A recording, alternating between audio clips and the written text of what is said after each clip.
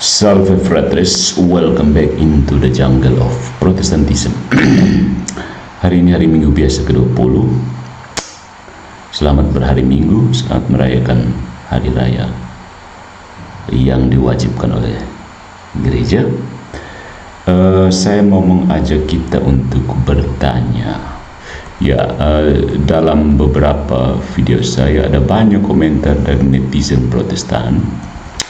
Mereka pada umumnya, tidak semua sih, pada umumnya banyak netizen Protestan yang mencoba melihat atau menganggap atau menuduh atau bahwa gereja Katolik itu sebenarnya kultus loh.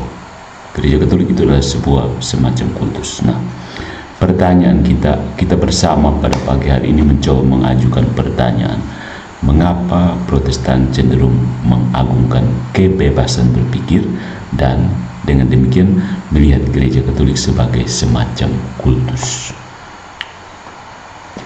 Pertanyaan ini sangat penting untuk memahami akar perbedaan epistemologis, historis dan psikologis antara Protestantisme dan Katolik.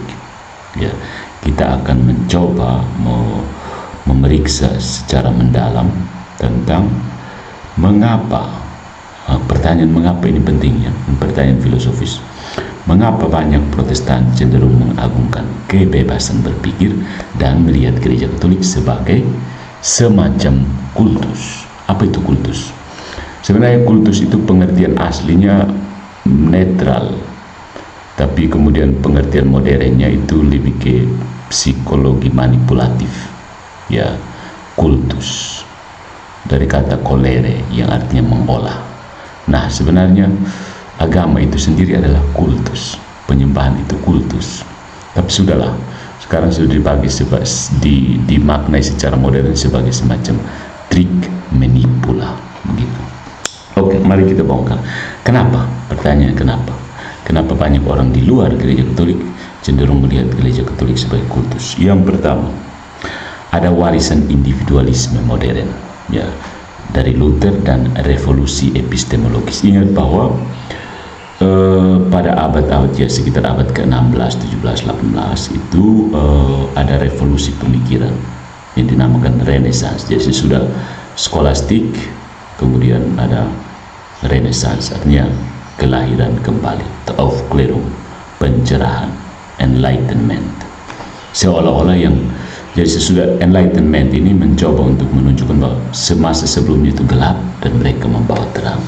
Nah, salah satu tokoh sentral reformasi, Martin Luther, itu menekankan otoritas pribadi atas kitab suci dengan slogan sola scriptura, slogan kosong itu, dan iman pribadi sebagai jalan keselamatan. Sekali lagi slogan kosong, sola fide. Ini menciptakan semacam revolusi epistemologis.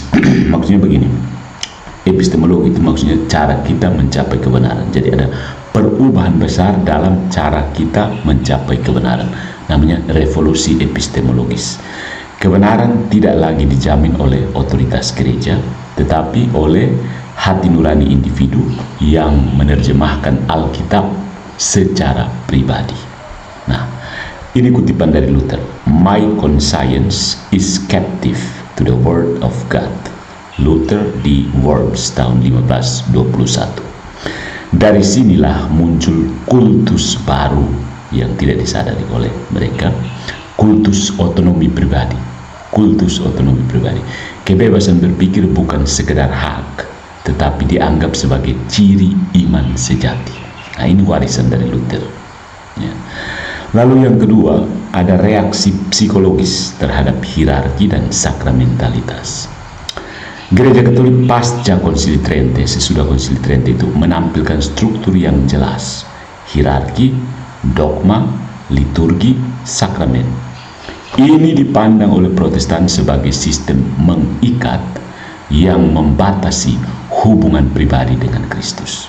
Nah, psikologi Protestan, khususnya yang dari tradisi evangelikal, itu banyak di Protestan, yang kalau di Indonesia setali tiga uang dengan Calvinisme, sering melihat hal-hal seperti pengakuan dosa kepada imam, ketaatan pada paus dan magisterium, devosi kepada Maria dan para kudus itu sebagai bentuk ketundukan yang tidak rasional.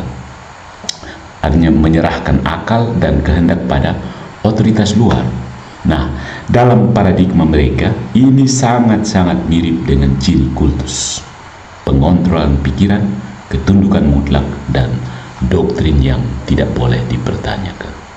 Ya. Jadi itu psikologi Protestansi sebenarnya. Kemudian yang ketiga ada warisan dari pencerahan atau enlightenment atau Aufklärung ini, dan anti-otoritarianisme. Kita patut mengingat bahwa apa yang diperjuangkan oleh Renaissance adalah penolakan otoritas dan perjuangan kesetaraan. Ini sebenarnya muncul dalam revolusi Protestan itu sendiri, revolusi Perancis dan revolusi Bolshevik, yang hasilnya adalah tidak ada hasil. Nah, banyak tradisi Protestan, terutama di dunia Barat, itu menyatu dengan nilai-nilai modernisme dan pencerahan, termasuk otonomi rasional, skeptisisme terhadap otoritas institusional, maksudnya meragukan otoritas kelembagaan, lalu akal budi itu otonom, kemudian ada supremasi reason, akal budi, dan sains atas tradisi dan wahyu. Coba perhatikan Deckenggadas, kuliah-kuliah Deckenggadas itu sebenarnya positivis modernis, ya, supremasi akal budi dan sains di atas tradisi dan wahyu. Ya. Dari sini berkembang sentimen semua agama yang mengklaim kebenaran mutlak, apalagi dengan struktur hierarki dan dogma tetap, adalah kultus. Dan tentu saja Gereja Katolik cocok di mata mereka sebagai kandidat utama. Dan benar, ada channel YouTube yang secara khusus mempersembahkan upayanya yang sia-sia itu untuk menggambarkan Gereja Katolik sebagai kultus. Good job, Protestan. Nah, kenapa sampai terjadi demikian? Ini juga karena kesalahpahaman tentang kultus itu sendiri. Banyak Protestan, karena tidak belajar ya, menyamakan kultus itu dengan memiliki pemimpin tunggal. Kalau punya pemimpin tunggal berarti kultus. Memiliki ajaran tetap dan tidak bisa diubah, itu namanya kultus bagi mereka. Menekankan ritus dan simbol, itu bagi mereka kultus. Padahal dalam kajian sosiologis dan teologis, Gereja Katolik bukan kultus, bukan, melainkan institusi eklesial historis yang konsisten dengan akar kerasulan. Ya, ini Protestan mana paham. Sementara kultus biasanya mengacu pada gerakan baru, manipulatif dan eksklusif. Misalnya sekte sesat yang memisahkan anggotanya dari keluarga atau dari dunia luar. Nah, dengan adanya pandangan Deckenggadas, MYM, Patrice Smith terhadap KGK, maka bisa dipastikan Calvinisme adalah sebuah kultus. Saya berani mempertanggungjawabkannya. Calvinisme, Protestan Calvinis itu kultus Protestan, kultus Calvin, pemimpinnya Calvin. Ya, kemudian didukung oleh Van Til, lalu pendukung EC dong itu Patrice Smith, MYM, DN. Ya. Yang ketiga, ada ironi, kultus otonomi justru ada di Protestantisme, dan itu jelas sekali. Ada DN, ada MYM, ada Patrice Smith, ada Albert Rumampu. Kultus Calvinisme, sorry ya. Secara paradoksal, dengan membuang otoritas objektif gereja, banyak Protestan justru jatuh ke dalam kultus lain, kultus subjektivisme dan relativisme. Saya tidak perlu gereja untuk memahami Alkitab. Coba tanya setiap orang Protestan, mereka pasti bilang iya. Kemudian mereka akan mengklaim Roh Kudus memberi saya tafsiran pribadi. Kalau saya tanya, buktikan Roh Kudus yang mana, suruh Roh Kudusnya datang, saya interogasi dia. Akibatnya ribuan denominasi muncul. Lebih dari berapa teman-teman yang Protestan? Ada berapa denominasi Protestan? Hitung sendiri, saya sumalas. 40.000, 66.000, 27,86 kali 3.000. Kemudian doktrinnya saling bertentangan. Ya, baku naik sana sini. Satu bilang Yesus Tuhan, satu bilang Sonde, dia itu malaikat agung, satu bilang dia itu pernah jadi Bapa, kemudian nanti jadi Roh Kudus. Aneh-aneh Protestan. Doktrinnya saling baku naik dan tidak ada otoritas final. Itu Rumampu ada menangis supaya Yonatan Purnomo itu buka konsili, tapi ya Yonatan Purnomo yang rumah Buklusa apa. Jadi kacau ya. Ini bukan kebebasan berpikir, ini adalah anarki teologis dan kita menyaksikannya dengan mata kepala sendiri. So my friends, kebebasan sejati itu memerlukan kebenaran objektif.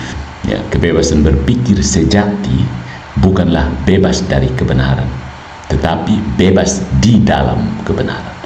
Bebas dari dan bebas di dalam itu beda, saudaraku.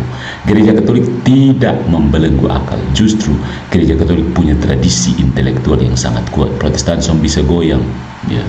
Tetapi Gereja Katolik membimbing akal kepada kebenaran melalui wahyu, tradisi, dan magisterium. Protestan sebaliknya. Pertama-tama mereka mengatakan akal itu harus tunduk pada wahyu, tapi wahyu yang ditafsir oleh akal Protestan yang kata mereka bejat total itu justru menuntun kepada kekacauan total. So, Protestan berhenti. Jadi sebagaimana dikatakan oleh Paus Benediktus ke-16, relativisme yang menganggap bahwa tidak ada kebenaran yang tetap telah menjadi diktator baru di zaman kita. Jadi hati-hati orang Katolik. Kita ini sedang berada dalam the dictatorship of relativism. Hati-hati, karena Protestantisme itu memang relativisme yang sudah merusak kekristenan. Relativisme di dalam kekristenan itu sama dengan Protestantisme. So, follow for more into the jungle of Protestantism.